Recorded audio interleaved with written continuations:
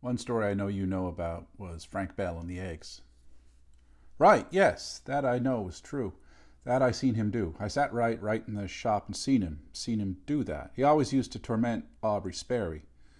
That was the boss of the shop. Out he could suck 3 dozen eggs and eat the shell of the last one.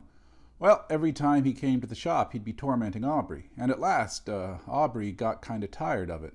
One day he come up, starting in, he says, "I can suck 3 dozen eggs and eat the shell of the last one, and I want to bet for $5." Aubrey goes for the till, and he lays down the $5 bill and he counts out 3 dozen eggs. And there was I don't know, maybe 7 or 8 young fellers, lot though, not my age, but young fellers sitting around, and all hands began to laugh. Well, he thought they was laughing at him, while he didn't take right a hold of the eggs. He was going to take back water, and it looked like he was going to take back water. But we laughed at him, and then he went to work at it. Now, I don't know how many he sucked. He punched the holes in the ends, and then I guess he must have sucked pretty near a dozen the first time.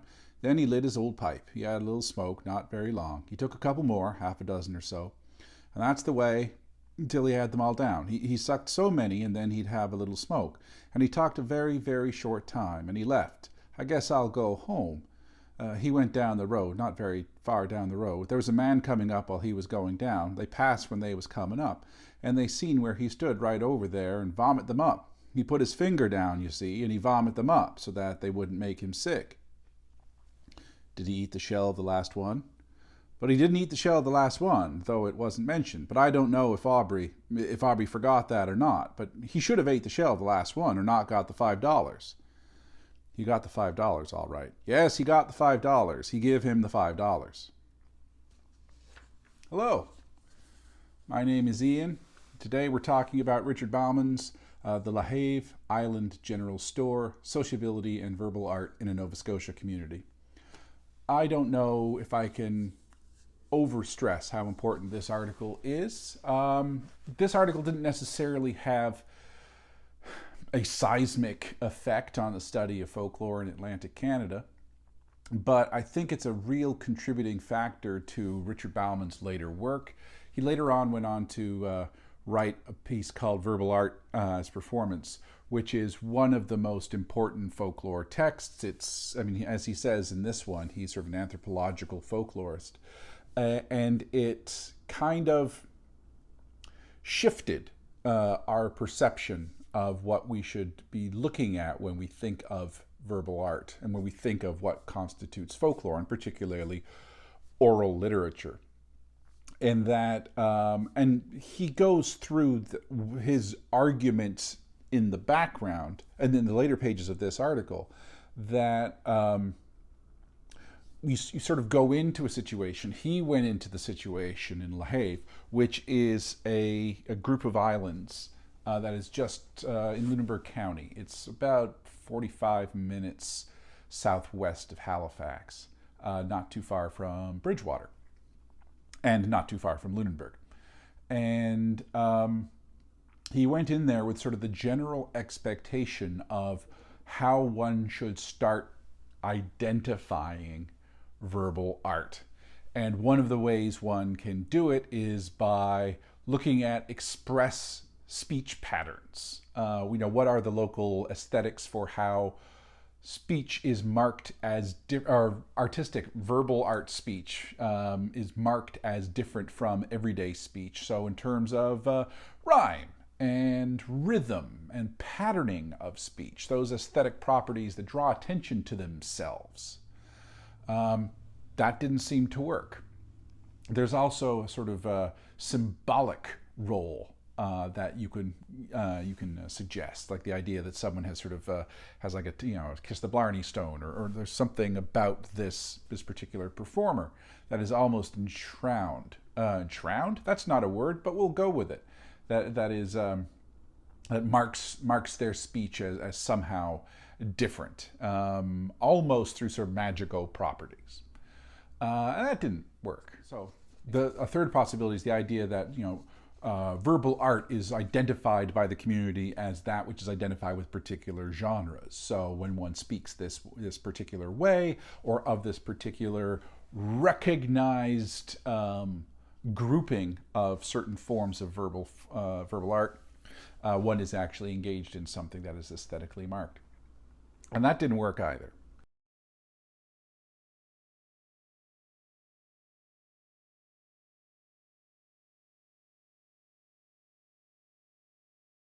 And basically, his conclusion was that the idea is to look at it as a scene, that at least, not all verbal art is this way, but in La Have, verbal art is understood this way, that verbal art is the kind of speech that happens at the general store.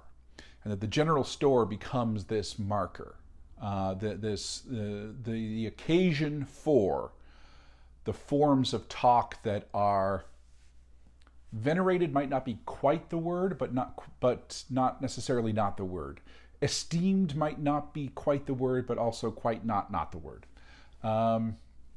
Yeah, marked, different, that special. Maybe we'll just leave it as special.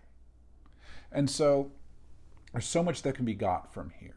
First of all, it's the social context, that this is a community that is, so it's a cluster of islands. It is literally isolated, isola, island form.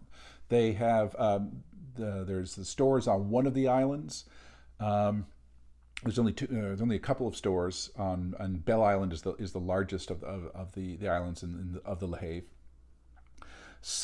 Two of the islands are accessible by causeway from the land, but for the most part, people are at the time that he's reporting on, we're still rowing back and forth, and rowing was able to be done by both men and women in the community. The thing to first pay attention to is the idea that this is a form of talk that occurs at times of leisure or leisure. I'm going to be switching pronunciations because I have so many different things in the background when in terms of how I pronounce stuff. So forgive me if I'm inconsistent. So at times of leisure, there is when performance happens. Performance happens particularly with the male division of labor. He points out that this form of talk doesn't really occur during the day, in large part because there aren't congregations of people there during the day. During the day, the general store is for the most part fulfilling its obligation as a place in the town where goods are bought. Most of the households were reasonably self-sufficient in terms of not simply having the catch of the fishery, but also a small vegetable garden and so on. But certain provisions would be required, and other provisions would perhaps require a trip to the mainland, a trip to Bridgewater for a much larger shopping. It's kind of like in today in Atlantic Canada, where we might reserve a trip to Halifax every couple of weeks for like a big Costco run, but for the most part we get things from our local stores. And that's a rough analogy, but not a bad analogy. So, and during the day, that's when people come. And during the day, that's when most people would be at work, certainly during the high season. And then in the fall and the winter, when the nights are getting longer and the nights are getting colder, fishing can't happen. And that's when people start to congregate. And the people we're talking about are men.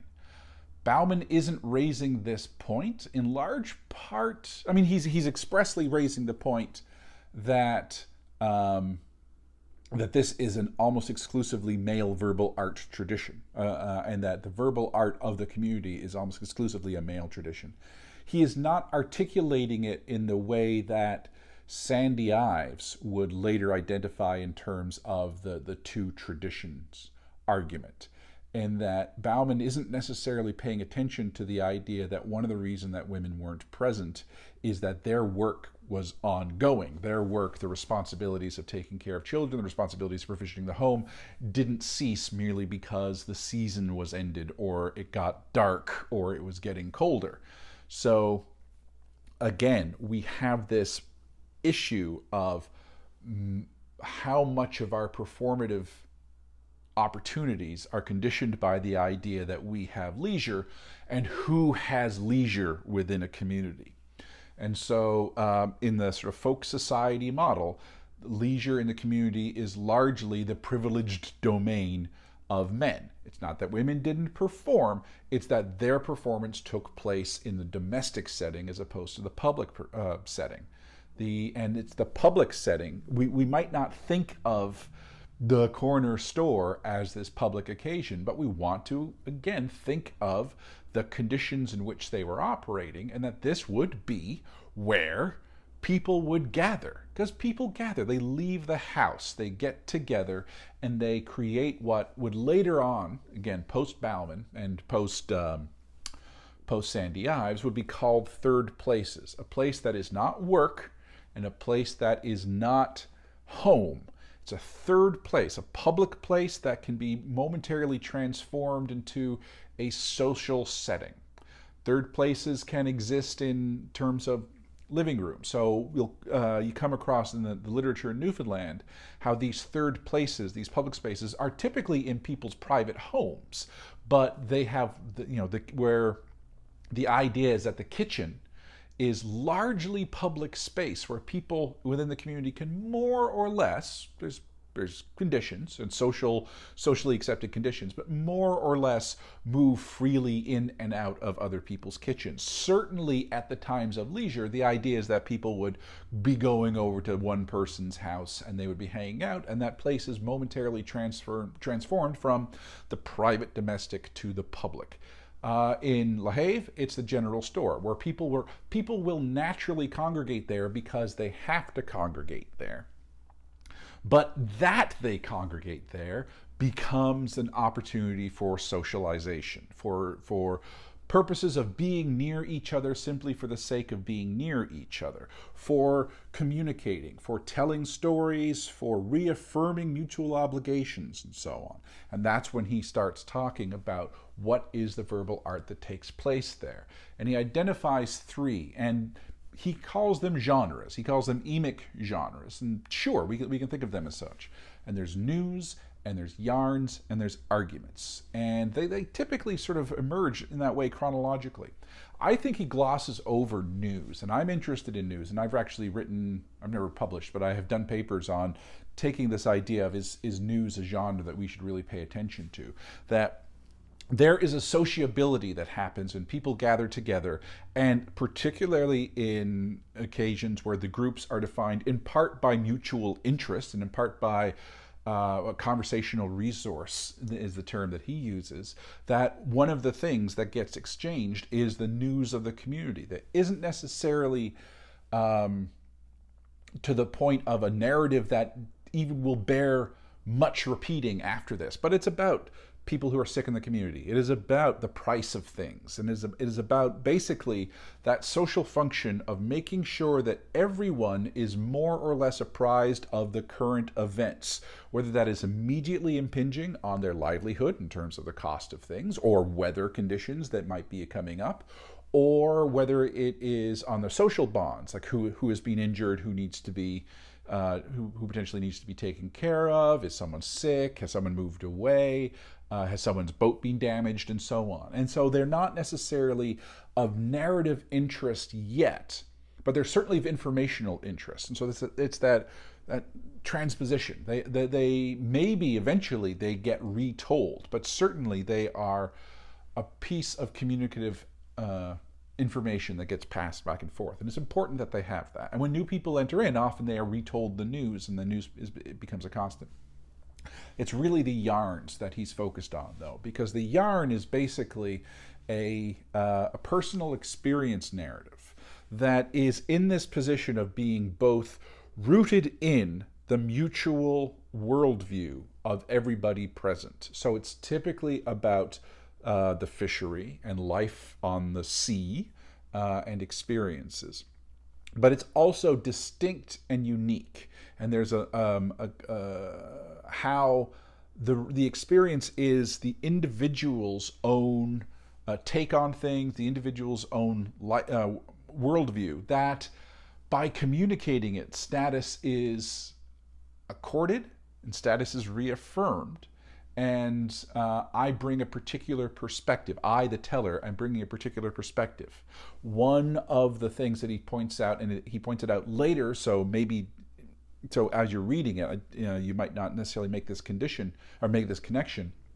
is that there's this issue of topicality, and that the conversation, often predicated by the news, which is one of the reasons why it's a good thing to think about news as an integral part of this overall event that occurs within an evening at the La Have General Store, is that as one is trying to figure out the consequences of the news, a topic might emerge, segue from that then becomes an opportunity for a series of yarns, because as people are telling their stories, and it's not that no one is prohibited, but the older, the more experienced the community knows you to be, the more you are accorded the social space, the more direction will be paid you, and it's that issue of status and topicality that's going to direct that. You might engage in a story that prescinds from that. It's like, oh, okay, well, this, and I'm not saying they would begin, oh, okay, well, but this reminds you of one of your personal experiences that can be told as a narrative, and perhaps it is being told again. Novelty is not inherently a quality that is required. The stories can be retold, but it is your own personal perspective that informs, and really it informs the group's sense and allows for the group to test and reaffirm, test and reaffirm, test and reaffirm its worldview, to become informed and to have that information become incorporated, reincorporated, reaffirmed in the sort of the collective repertoire of the community. And then you're done your story, and then someone else will sort of do a yes and situation, almost like a Del Hymesian, who's the other, Del Closian issue of yes, and that reminds me of this one, where you take that topic and you move on to the next one. So they are informally sequenced. There wouldn't be an eruption based on going from story to story to story to story. If someone were to come in with a new piece of news, that could send the story into a direction. So the narratives are measured in part on the topicality, that it is critical for the group, and that it is grounded in the mutual understanding of the group, and yet is also perspectival. So it's this tension between the group and the individual, and that dynamic tension. He uses this idea of polarizing and matching, which he gets from people whose name escapes me right now, but I'll put it down here somewhere. And that, because that also segues into the third aspect, the argument, where you have people where you'll have times when it is not a monologue, but it is some kind of dialogue, that basically two people are contesting either the interpretation or the veracity of events, and it might be a very heated argument, but it is about sort of challenging someone's relevance, challenging someone's distinction, challenging someone's interpretation of events. Argument is entertainment, though. So it divides momentarily with the idea that it inevitably is going to be resynthesized, and that fundamentally the group is going to leave together with a sense of cohesion. And so it's like, well, we were just, we're fighting for the sake of fighting. Kind of the same way that people will argue about, who could kick whose ass, Jean-Claude Van Damme, just show how old I am, Jean-Claude Van Damme or Steven Seagal, who would win in a fight. And then, you have that kind of heated discussion, like, no, man, you're crazy. And then, it doesn't really matter, but, it becomes a sort of heated exchange, but the heated exchange is part of the entertainment. So you have this moment. One of the reasons why this article is important to me personally is how it's related to the idea of stand-up and the notion of talk as a form of play. And the idea that relevance and individuality are both these key dynamics. It needs to be understandable, communicable, relevant to the group that is being spoken to. One goes into a social situation. It's a social situation where everyone is more or less understood as co-equal. Yes, there is status based on experience, but there isn't necessarily. But that's the sole sort of level of hierarchy. And more than anything, it is a communitas group. It is a group that gathers together within play, again, in this third place, without the expectations of the responsibilities of home, without the expectations of the responsibilities of the workplace. It could be a pub, it could be the Tim Hortons, it can be the mall, it can be someone's front parlor.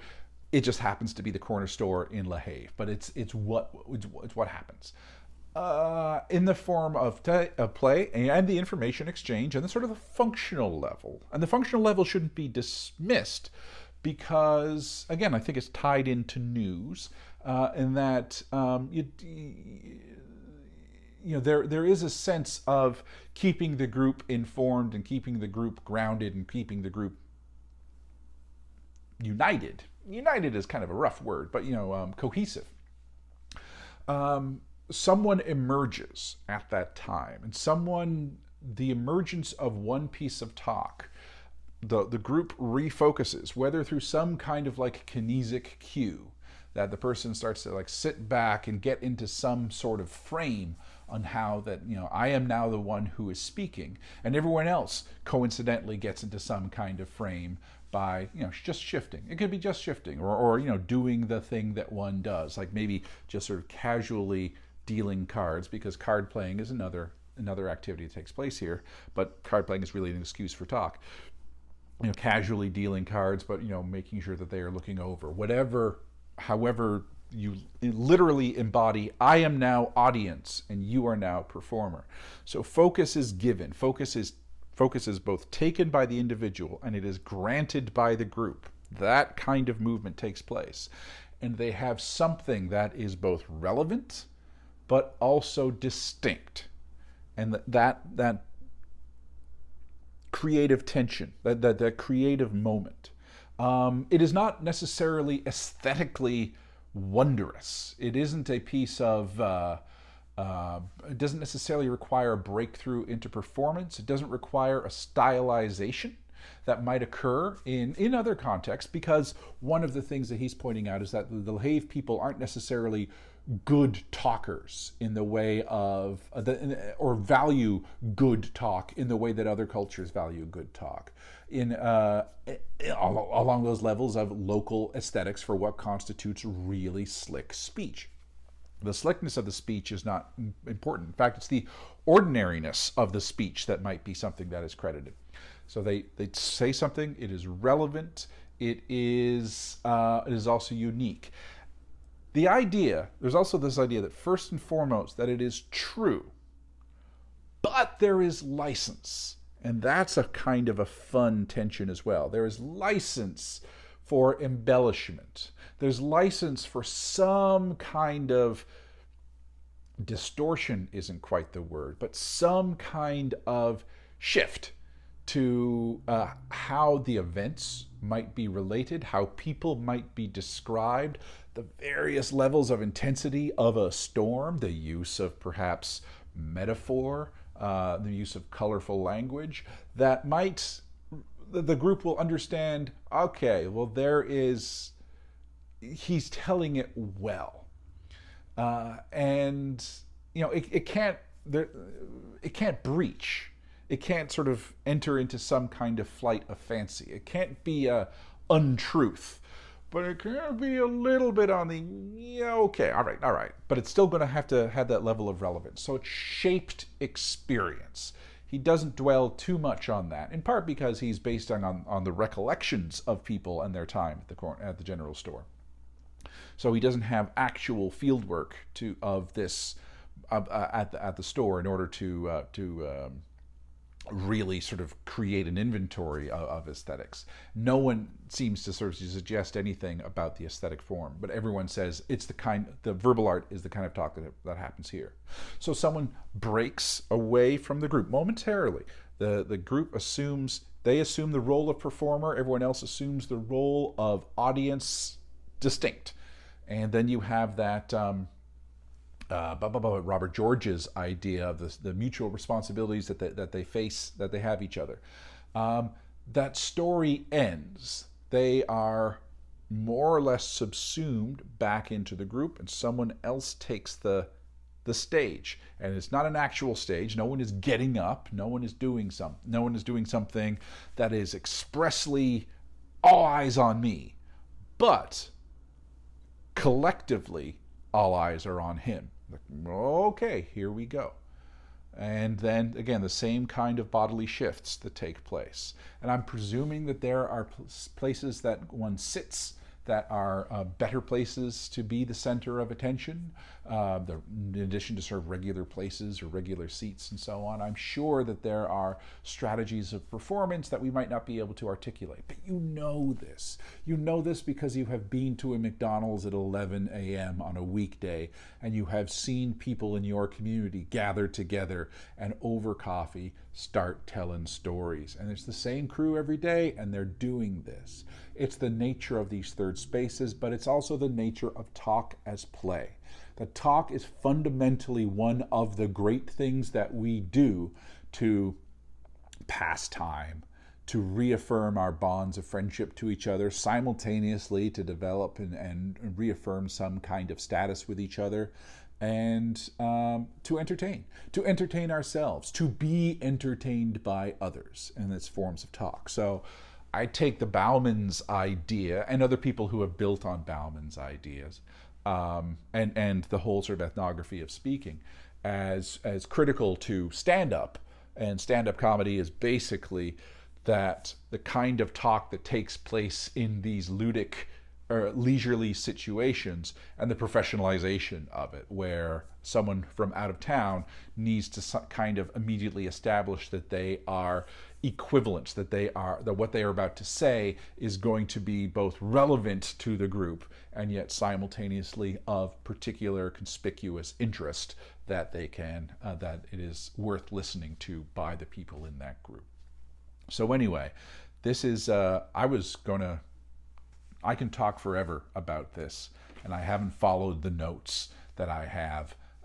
I just winged it, but it is such an important article, and it's one of those things that I think it's incredibly important because for the study of Atlantic Canadian folklore, because it is, if not the general store, then other third places are there throughout Atlantic Canada, throughout the Maritimes and Newfoundland, that this kind of talk, this kind of speech, and this kind of non-aesthetic aesthetics, that there are certain forms of sort of glib and smooth talkers, but for the most part in day-to-day speech, it is about content and it is about occasion that drives the relevance and how the group understands special talk. But more than anything, it's kind of an interesting idea how Atlantic Canada became a place where this particular fieldwork was done that has had implications on the whole theoretical trajectory of folklore in general. So this has been Richard Bauman's, my wonderful take through Richard Bauman's The LaHave Island General Store, Sociability and Verbal Art in a Nova Scotia Community. As ever, my friends, I wish you nothing but the best. Be well, and I will see you soon. Bye-bye.